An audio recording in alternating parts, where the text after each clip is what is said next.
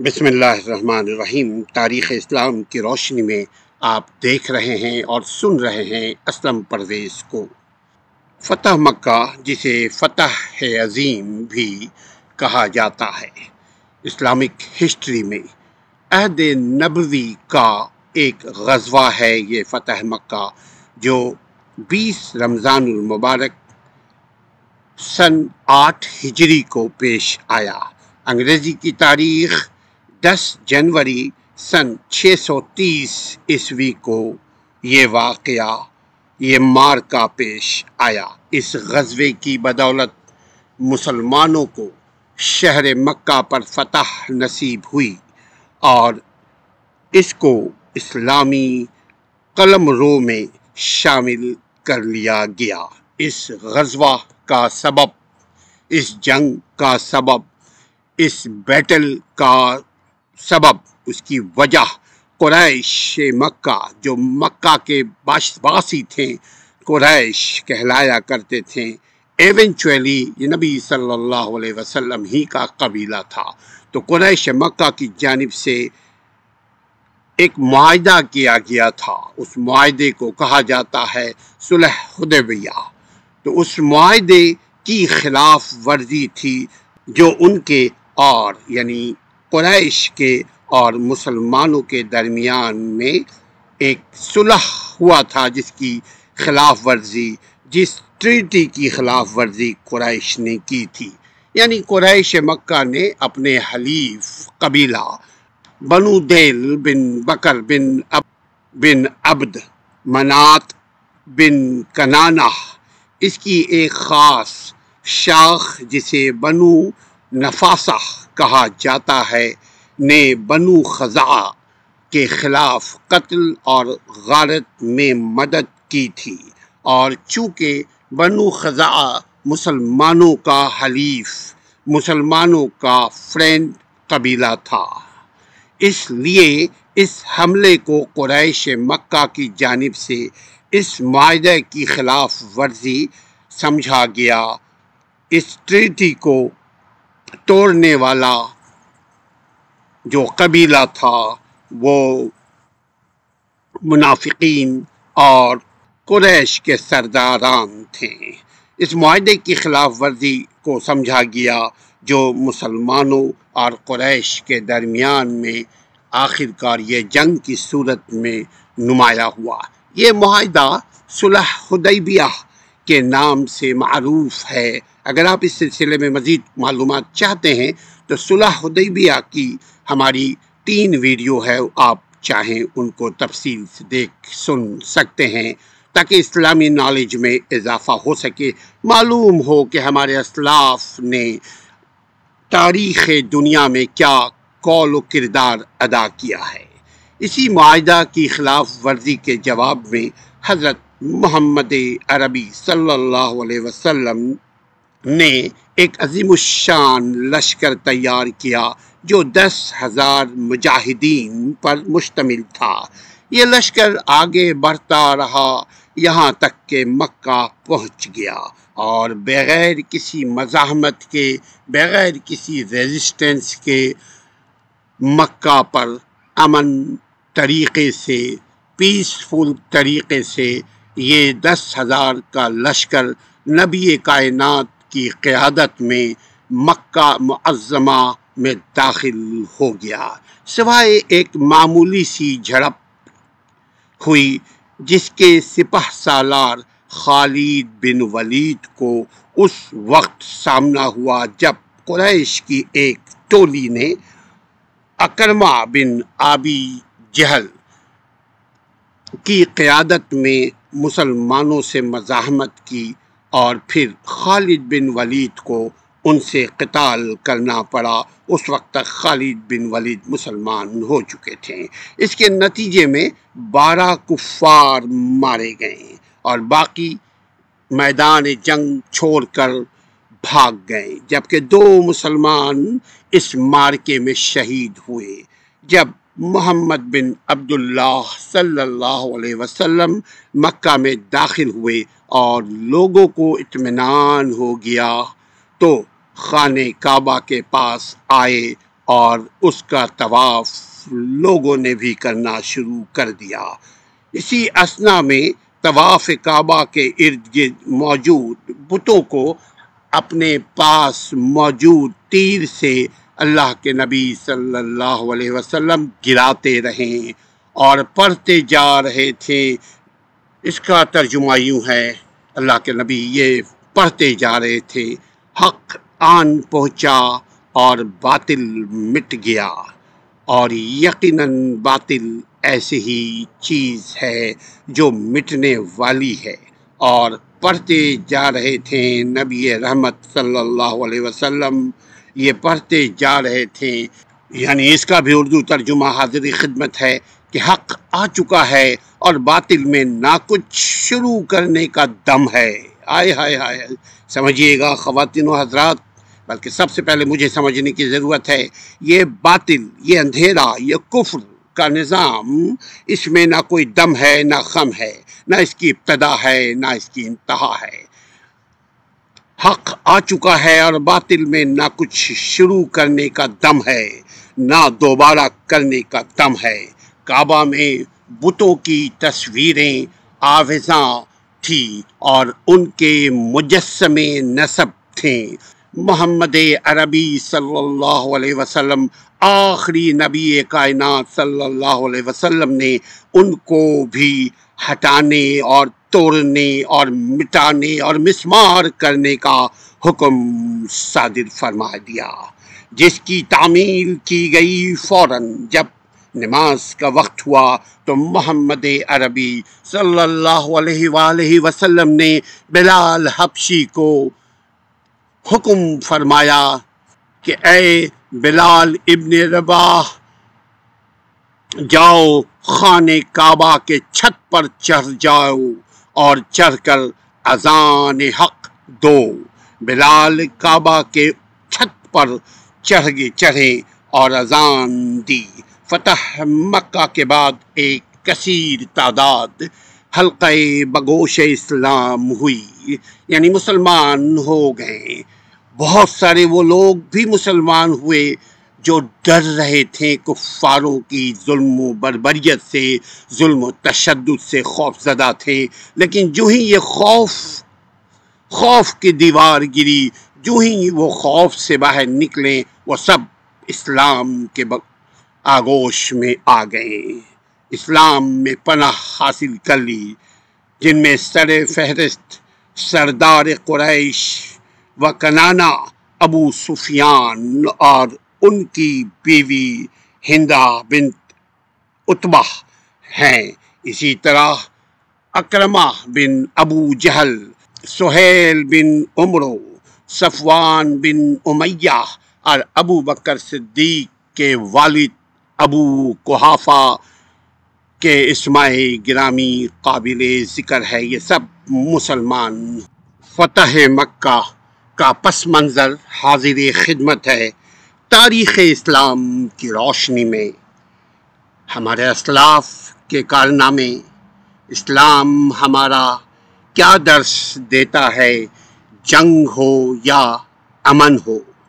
آئیے تاریخ اسلام کی روشنی میں معلومات حاصل کرتے ہیں تاکہ عمل کرنے میں آسانی ہو بحیثیت مسلم کے۔ فتح مکہ اور سیدنا ابو بکر صدیق رضی اللہ عنہم۔ آئیے فی الوقت ہم معلوم کرتے ہیں کہ پس منظر فتح مکہ کا پس منظر صلح حدیبیہ، جو کہ ایک مشہور معروف ٹریٹی ایگریمنٹ ہوا تھا کفار کے مابین۔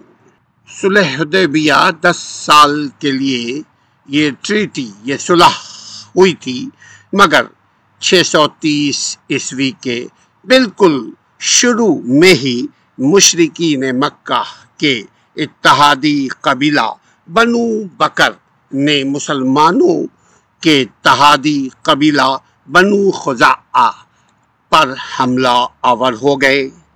اس حملہ کے نتیجے میں یقیناً ایگریمنٹ کو کفار مکہ نے عملی طور پر توڑ دیا تھا، اس لیے کہ ایگریمنٹ میں یہ ہوا تھا کہ آپ مجھ پر حملہ نہیں کریں گے، میرے اتحادی پر حملہ نہیں کریں گے، میں آپ پر حملہ نہیں کروں گا، آپ کے اتحادی پر حملہ نہیں کروں گا، اور سہولت کار بھی نہیں بنیں گے، فتنہ اور جنگ کے سبب بھی نہیں پیدا کریں گے۔ لیکن کفار مکہ نے، اتحادی قبیلہ بنو بکر نے مسلمانوں کے اتحادی قبیلہ بنو خزاعہ پر حملہ کر دیا اور کئی آدمی قتل کر دیے اس حملے کے نتیجے میں۔ اس دوران مکہ کے مشرکین قریش نے چہرے پر نقاب ڈال کر بنو بکر کی مدد بھی کی۔ مدد کرنے کا آج بھی دیکھیے وہی طریقہ ہے کہ چہرے کو ڈھانک لیتے ہیں، چہرے کو ڈھانپ کر کارروائی کرتے ہیں، واردات کرتے ہیں، تاکہ میری شناخت نہ ہو، میرے حسب نسب کی شناخت نہ ہو، میرے اداروں کی شناخت نہ ہو۔ تو یہ برائی جو ہے وہ زیادہ عرصہ چھپ نہیں سکتی۔ وہ لوگ چہرے پر نقاب ڈال کر بنو بکر کی مدد بھی کیا کرتے تھے کفار مکہ، مگر یہ بات راز نہ رہ سکی۔ یہ صلح حدیبیہ کا اختتام ہوا کیونکہ ایگریمنٹ کی خلاف ورزی کفار مکہ نے کیا، مسلمان کے دشمنوں نے کیا، نبی کے دشمن نے کیا۔ مسلمان اس وقت تک بہت طاقتور ہو چکے تھے۔ ابو سفیان جو کفار مکہ کا سپہ سالار ہوا کرتا تھا، ابو سفیان نے بھانپ لیا تھا کہ اب مسلمان اس بات کا بدلہ ضرور لیں گے، اس لیے ابو سفیان نے صلح کو جاری رکھنے کی کوشش کی۔ صلح کو جاری رکھنے کی کوشش کے طور پر مدینہ منورہ کا دورہ کیا۔ ابو سفیان اپنی بیٹی ام حبیبہ کے گھر پہنچا۔ یاد رکھیے کہ ام حبیبہ مسلمان ہو چکی تھی اور وہ سرور کونین کی زوجہ امت مسلمہ کی ماں بن چکی تھی۔ یاد رکھیے جو بھی نبی صلی اللہ علیہ وسلم کی زوجہ ہیں، بیوی بنتی ہیں، وہ تمام امت مسلمہ کی ماں ہوتی ہیں۔ یہ اللہ کا حکم ہے۔ لہذا ابو سفیان کی بیٹی ام حبیبہ کے گھر ابو سفیان پہنچے، جو اسلام لے آئی تھی اور محمد کونین، سرور کونین کی زوجہ بن چکی تھی۔ جب اس نے بستر پر بیٹھنا چاہا، ابو سفیان جو کہ اپنی بیٹی ام حبیبہ کے گھر پہنچے تھے، پہنچنے کے بعد یقیناً وہ کوشش کیا کہ بستر پر بیٹھیں جس پر محمد بن عبداللہ صلی اللہ علیہ وسلم ام حبیبہ نے بیٹھا کرتے تھے۔ ام حبیبہ یعنی ابو سفیان کی بیٹی، محمد عربی صلی اللہ علیہ وسلم کی بیوی، امت مسلمہ کی ماں ام حبیبہ نے اس بستر اور چادر کو لپیٹ دی، یعنی اپنے باپ کو اس بستر پر بیٹھنے نہیں دیا، اس چادر پر بیٹھنے نہیں دیا، کیونکہ ان کا ایمان تھا کہ یہ میرا باپ مسلمان نہیں ہوا ہے، اور جو مسلمان نہیں ہوا ہے اور نبی کا دشمن ہے وہ میرا دوست کیسے ہو سکتا ہے، وہ اللہ کا دوست کیسے ہو سکتا ہے۔ لہذا ابو سفیان کو بیٹھنے نہ دیا ان کی بیٹی نے اس بستر پر۔ اس نے حیران ہو کر پوچھا کہ بستر کیوں لپیٹا گیا ہے میری بیٹی ام حبیبہ؟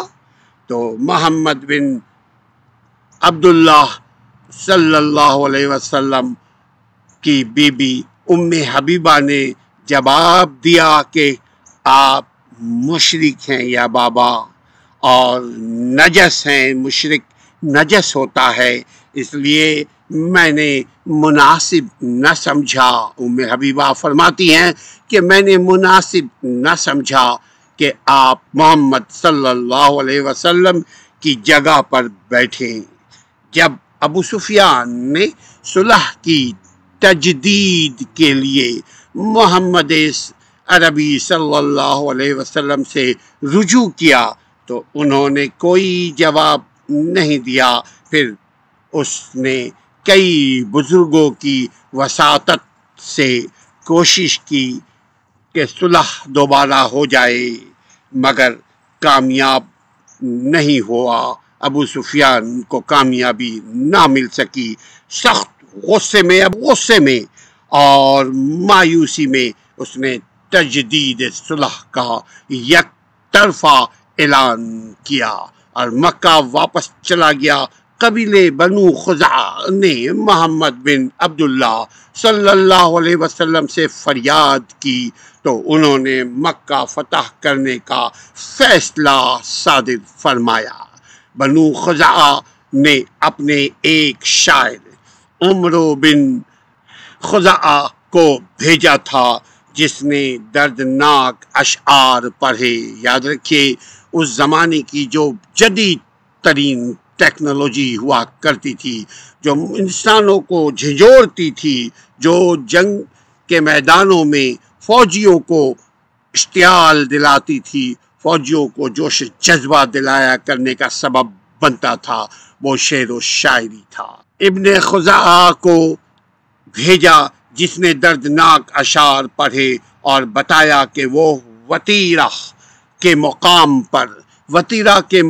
پر رکوع و سجود میں مشغول تھے تو قریش نے ان پر حملہ کر دیا اور ہمارا قتل عام کیا۔ محمد صلی اللہ علیہ وسلم نے اس کو کہا کہ ہم تمہاری مدد کریں گے۔ محمد بن عبداللہ صلی اللہ علیہ وسلم نے روانگی کا مقصد بتائے بغیر اسلامی فوج کو تیار کیا اور مدینہ اور قریبی قبائل کے لوگوں کو بھی ساتھ ملایا۔ لوگوں کے خیال میں صلح حدیبیہ ابھی قائم تھی، اس لیے کسی کے گمان میں بھی نہ تھا، کسی کے وہم گمان میں بھی یہ نہیں آیا کہ صلح حدیبیہ تو عملاً کینسل ہو چکا ہے۔ کفار نے حملہ کر کے اس ٹریٹی کو، اس ایگریمنٹ کو، اس صلح کو توڑ چکے ہیں، لہذا یہ تیاری مکہ جانے کے لیے محمد صلی اللہ علیہ وسلم نے کر لی۔ محمد بن عبداللہ صلی اللہ علیہ وسلم نے مدینہ سے باہر جانے والے راستوں پر نگرانی بھی کروائی تاکہ یہ خبریں قریش کا کوئی جاسوس باہر نہ لے جائے کہ محمد صلی اللہ علیہ وسلم نے جنگ کی تیاری کر لی ہے۔ محمد صلی اللہ علیہ وسلم نے دعا بھی کی کہ اے خدایا، اے رب العزت، آنکھوں اور خبروں کو قریش سے پوشیدہ کر دے تاکہ ہم اچانک دشمنوں پر ان کے سروں پر ٹوٹ پڑیں۔ 10 رمضان 8 ہجری کو روانگی ہوئی اس قافلے کی۔ کسی کو معلوم نہ تھا کہ کہاں جانا ہے، صرف محمد صلی اللہ علیہ وسلم کو معلوم تھا۔ 1 ہفتہ میں مدینہ سے مکہ کا فاصلہ طے ہو گیا۔ مکہ سے کچھ فاصلے پر مناظہران کے مقام پر لشکر اسلام خیمہ زن ہو کر لشکر اسلام کا خیمہ بچھا دیا گیا۔ لوگوں کو معلوم ہو چکا تھا کہ مکہ کا ارادہ ہے۔ حالات کی وجہ سے جنگ کی تیاری جاری ہے۔ فتح مکہ کا سبب جانتے رہیے، یہ فتح کیسے ہوئی مسلمانوں کو؟ یقیناً مومن کے لیے یہ دنیا بنائی گئی ہے، یہ دنیا عبادت کے لیے اللہ نے بنایا ہے۔ ہم اگر اللہ کی عبادت کریں، اللہ کے بندوں کا خیال رکھیں، اللہ ہمیں دین دنیا دونوں جہاں میں کامیابی عطا فرمانے پر قادر ہے۔